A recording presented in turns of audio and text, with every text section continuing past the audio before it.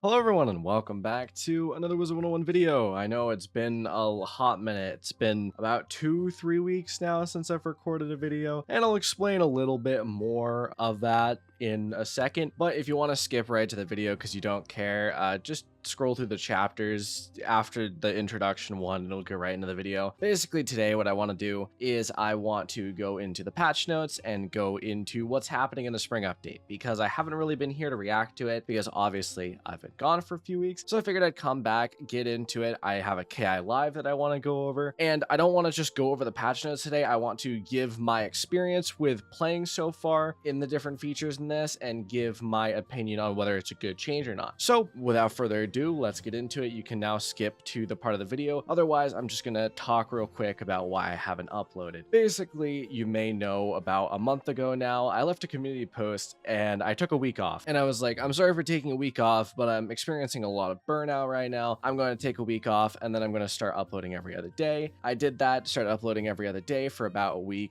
2 weeks. And then I actually went on a trip to Boston. So I had to take some time out of my YouTube to actually do that because I didn't pre-record. I was gone for a week. So from April 19th to I think it was 25th or so, I was actually in Boston. So that's why I wasn't recording videos. And then I came back and I was like, okay, you know, I got to make a video, got to actually get into it. But honestly, I wasn't really feeling into it and I was still feeling a little bit of the burnout. So I let myself take a little bit longer of a break, and now it is May 4th. Happy Star Wars Day. And I decided it's about time that I came back. It has been a hot minute since I've released a video, and from now on, I'll be back to regular uploads. I definitely feel like I've taken a long enough break, and I think it's about time I get into it. So that's it for that. That's it for the explanation. I hope that didn't bore you too much. Let's get into the video and get into what's going on. Spring 2022, the update is out for the live realm, so we're having a good time, and there's a lot of new features. So without further ado, let's get into it. Are you ready to take on the challenge of a wizard's lifetime? The spring update introduced 5th Age PvP. With 5th Age, PvP play is moved to season-based system with season-based leagues, a new zero-sum elo scoring system, and a complete overhaul of the fundamentals of how we achieve a fair, fun, and competitive PvP gameplay exercise. A new PvP system is just the start of what you can check out in the spring update. Have you ever wanted to cast a spell outside of combat? Now you can with Cantrips. Also in the update are new beast forms for Beastmoons, an expansion to Spellements, and a new loyalty program. So obviously I can't really get into the PvP. If you want the opinion on the PvP update, go look at some other videos on it. I'm sure there are plenty of videos reacting to the PvP changes and whether they're good or not for the community. I don't know. The only thing that I have heard about PvP I can just give you now is I know that they made it so that PvP wasn't free to play anymore. You had to pay for it, and a lot of people didn't like that. King's Isles reacted that, and I believe maybe come today they have since changed that so you can now do PvP as a free to play player. So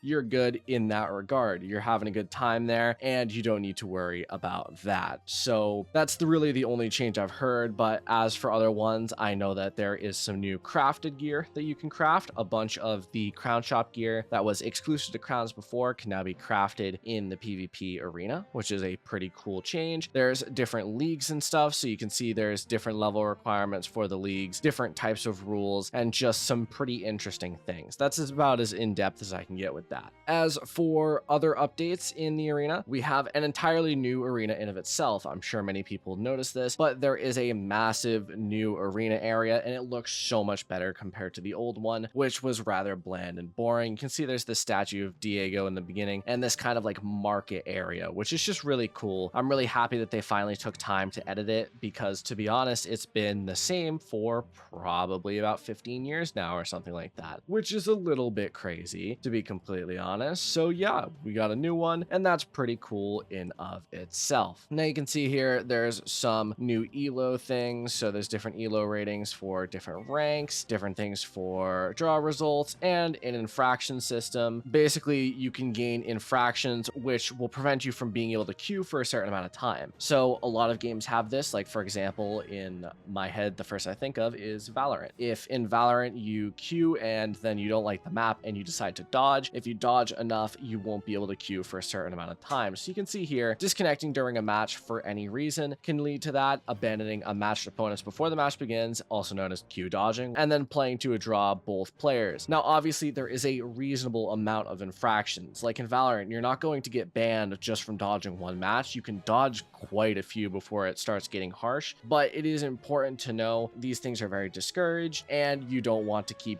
dodging or something along those lines, and the infractions will add up. I think this is a positive thing. I don't know exactly what other people think, but that's my personal opinion. Next up, we have the new blue arena tickets. So there's that to look forward to. Basically, they retired the old arena tickets and then replaced them with a new set of blue ones, which are just a new and interesting way to actually do that, just because they wanted to kind of reset it to base value. Next up we have here is dual school play. This one is actually for both PvE and PvP. You can see here, our goal for both PvP and PvE play is to encourage players to engage in more diverse and interesting gameplay. As part of our gear overhaul, to help encourage diverse play in PvP, we've selected specific world bosses and given their loot drops a dual school overhaul. So this obviously is true for a lot of things, and especially in the merciless gear. If you've watched my video on the merciless gear, which I imagine most of you have, I think it has like 7,000 views or something, or if you just know the changes in general, you know they added dual school typing to a lot of the merciless gear. They want to kind of push this forward, and it seems like KingsIsle definitely wants to make dual school a more viable option, which I think is interesting. I don't personally agree with it. I think it's kind of weird in a lot of cases, but I think it's a viable option, and it's definitely deserves to be a viable option. So at least they're looking into that. Next up, you can see here, and this is going to be the last thing for PvP, is there is a bunch of new things on gear. There's the PvP craftable gear, which is what I said and mentioned earlier, is some of the crown shop items now are able to be crafted in the arena. So you can look at those recipes and actually get stuff without paying an obscene amount of money, which is pretty cool. There's dual school play. So a lot of things want different schools so that we can actually have more diversity in PvP and PvE. Mentioned that earlier as well. Finally, there is new world gear, which is created from different things. We've seen some of the gear in the past, and I've kind of looked at some of it. There's some interesting things and definitely pretty cool, and you can earn this gear by defeating the world bosses found in each of the respective worlds. Pretty cool, and it's a new age for gear for a new age of PvP. So pretty cool, and that will be the end of our PvP section. Now we can get into the stuff that I am interested in and the PvE section. This is kind of, you know, my bread and butter and what I like the most. First up, we have level locking. Now, level locking is something that I personally don't think is very useful in PvE in many cases, but some people might. Some people might find this to be an interesting and actually helpful idea. What this does is at any point in the game, you can lock your level and it will prevent you from gaining more XP to level. Now, to prevent you from losing a massive amount of XP, there's something called overflow experience, and when you unlock your level, you will gain back that experience. Now, one thing I'd like to say, one thing I tested and something I saw, people were asking, if you lock your level, can you gain overflow experience at max level and then unlock it once a new update comes out? No, you can't. You don't gain overflow XP when you're max level, which is unfortunate, but to be expected. I'm sure KingsIsle thought of that. So level locking, I give an overall plus. I don't think it's necessarily a bad thing. It's definitely not a bad thing. It's not necessarily a great thing either. It's just kind of there. Next up, we have the loyalty program. So what this does is for each month you have a membership, you get a loyalty token. Obviously, you can get a maximum of 12 per year for 12 months. And overall, it's just a pretty cool thing. So you can go to the shopping district. There is a genie in the shopping district that you can buy from. Obviously, all of us have 4 loyalty tokens so far because it's been 4 months. We actually might have 5 now. I don't know if we get it at the end of the month, the beginning of the month, whatever. But the gist of it is we can buy different things. So you can actually see here, it's probably a little bit small on the screen, but you can see you can get the Chaos Wizard hat, the Unforgiving Dead Gauntlet pack, Doomsday Croc pack, Celestian Spelemental pack, 3 blueprint tokens, which I don't know what's used for, double pet XP for 1 hour, Skeleton Key Bundle, 3 golds,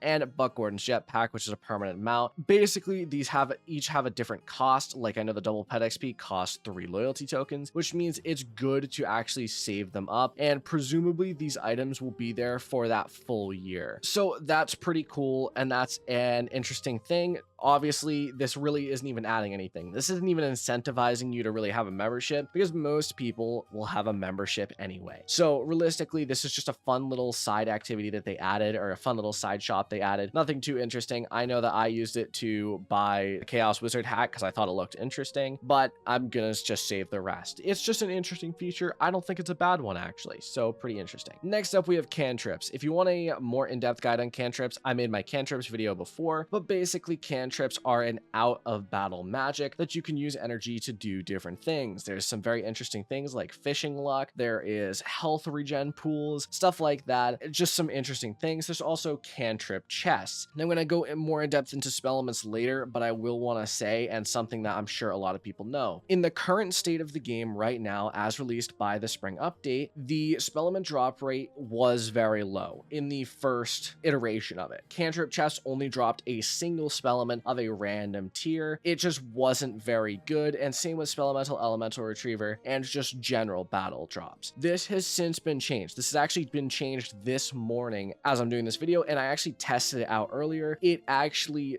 does drop more Spellements now, so keep that in mind. That's very interesting, and you can get Spellements now. Spellements are able to be actually gotten at a decent rate. I just did like 5 or 6 battles of the Mediocrity, and I got probably about 6-7 Spellements per battle. So it's actually quite a bit less rare now, which is actually a really good thing. So I do think that that's good for Cantrips. Cantrips overall, I give a plus. I think the energy cost is a bit much on certain things, but we could potentially see that change with time. So I think overall it's just a good system so far, and I think it'll be expanded on more later. I think it's interesting, and I'll leave it at that. Next up, we have the new Spellements, and I do want to actually really talk about this. Now, obviously, I went over the Spellements in a video before. Some of them have been changed and tweaked a little bit since that video. I'm not going to remake the video because I think it would take way too long, but I can just say I do think Spellements with this new update that changed the drop rate are actually really, really good now. Before, if you didn't know, when this was first released, it was not good at all, because my friend went through all of Krokotopia.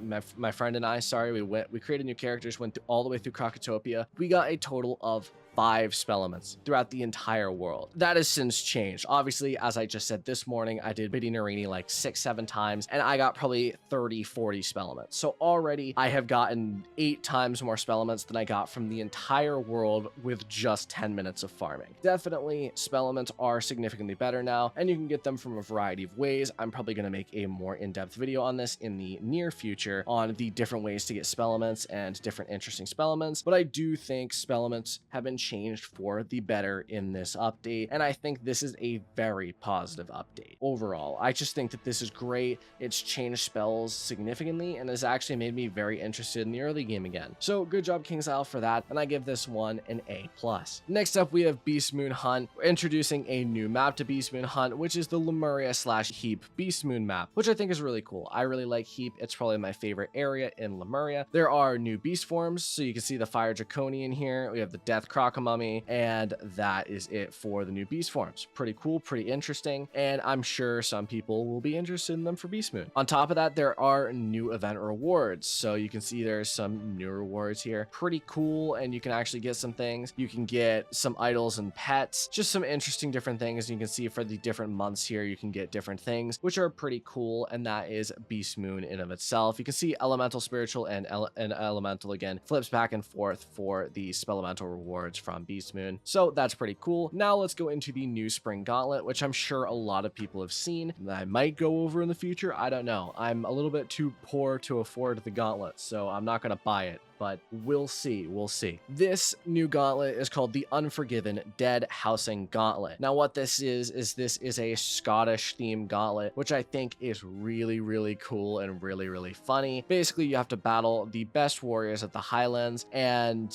do some things, and the Ettins call you. Basically, it's pretty cool. And you can see here there's a Slough Slugfest, which is just very interesting with the Ettins. I think it looks really beautiful, it sounds really beautiful, and it's very interesting. It has 3 tiers of play, lowest tier being 50, Presumably it goes 50, 100, 150. There are some interesting challenges and interesting drops as well, which I'll take and I think is really interesting. One of those drops is the Keyblade, obviously from like Kingdom Hearts. It looks like the one from Kingdom Hearts, which I think is really cool, to be completely honest. All right, next up is the social kiosk. Are you looking for an adventure party to join, or is your current adventure party looking for new members? Social kiosk. Basically, you can join and add adventure parties to the kiosk, and it's just an interesting way. It's not really a guild, but it's almost a guild. We're almost at the level of guilds, and guilds will probably be added very soon in the summer update, likely, but this is probably the closest you're going to get for now. Last up, we just have bug fixes and other changes. Players may now purchase an additional bric-a-brac elixir in each area of the house. Gorgon Hunter's Ziphos, Gorgon's Bane Ziphos, and Gorgon Slayer Ziphos in the Aquila Horde pack are sellable for gold. Most spells on Lore Master have been converted to Spellements. At a later date, most of these Spellements will be moved to various other sources, which is interesting in my opinion. Players can now trash pets from the pet inspect window, just a helpful little addition. Fixed a couple of Decathlon exploits, fixed Dinho's camera angle in the quest release,